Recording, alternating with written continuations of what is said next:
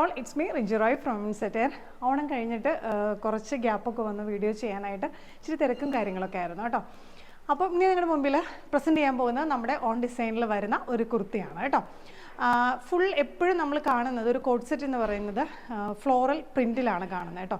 അതിന് വ്യത്യസ്തമായിട്ട് നല്ലൊരു പ്രിൻ്റാണ്, നല്ലൊരു ഒട്ടും നമ്മൾ കാണാത്ത തരം ഒരു പ്രിൻറ്റിൽ വരുന്ന കോറ കോട്ടൺ മെറ്റീരിയൽ വരുന്ന ഒരു കുർത്തിയാണ് കേട്ടോ.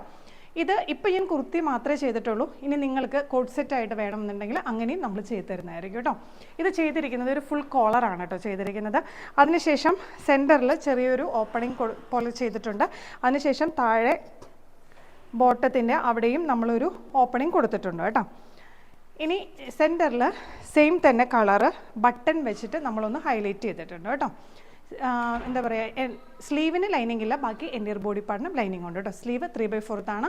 സ്ലീവിൻ്റെ ലെങ്ത്തും ടോപ്പിൻ്റെ ലെങ്ത്തും കസ്റ്റമൈസേഷൻ ആണ് കേട്ടോ. നിങ്ങളുടെ ചോയ്സിനനുസരിച്ചാണ് നമ്മൾ ചെയ്തു തരുന്നത് കേട്ടോ.